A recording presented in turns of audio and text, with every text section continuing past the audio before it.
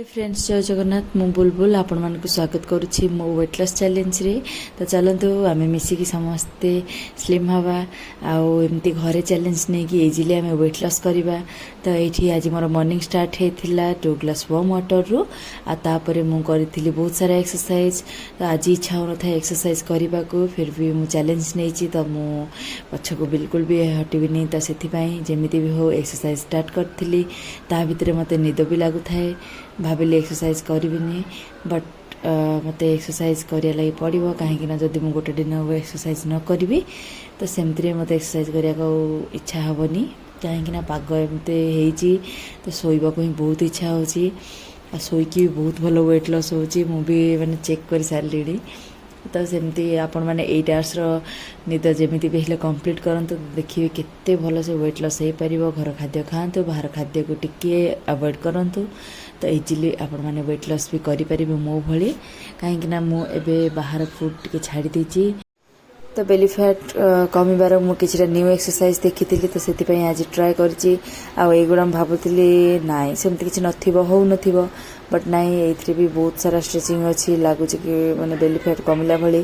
तो सेटा किसी योगा गुरु मानकर मु यूट्यूब रे देखी तो तांकर एक्सरसाइज एमती ट्राए करी। तो मुझे आपण मानक जमी कही कि डिफरेंट डे रे डिफरेंट एक्सरसाइज करी वेट लॉस करी। तो बॉडी को आम डिफरेंट एक्सरसाइज देले तो बॉडी भी एमती रेस्ट पोजिशन रही कि से एक्सरसाइज सहित आक्वेंटेड भी हेनी। तो से एमती डिफरेंट आपण मैंने भी ट्राए करूँ। वर्षा हो बाहर एक्सरसाइज करने पॉसिबल होनी तो घर भितर जीटा अधिक कैलोरी बर्न वाला एक्सरसाइज है मुझे ट्राए करुच्ची। आज मुझे बोतल साहाଯ୍य भी एक्सरसाइज करी देखिपे। आईटा मत लगुच बेली फैट बहुत जल्दी कमिज कहीं बहुत सारा कोर काम रोचे। तो से मोर माने एमती वर्कआउट आज भाई भाव में कंप्लीट करी। प्रीवियसली एक्सरसाइज केतरा भी ट्राए करी कहीं मोर आज टिके वेस्ट पेन बाहरी जाइए।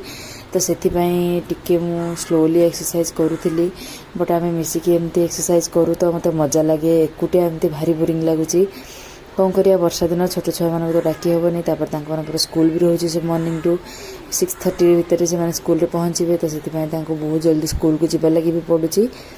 तो एमती करके मोर एक्सरसाइज कंप्लीट करुच्ची से इवनिंग रे किंतु सहित बहुत मजा हो जुम्बा टाइम रे कहीं से मुझे इच्छा ना से इच्छा। आ मोर ब्रेकफास्ट रे आज थिला बेसन चिल्ला ता सहित टिके मूंग डाली स्प्राउट्स पड़ता आला गोटे ऑमलेट। आज मोर डाइट रे टिके अधिक कैलोरी कहीं आसाला मटन आ राइस आईटा हूँ पुअर मोर खाइबा।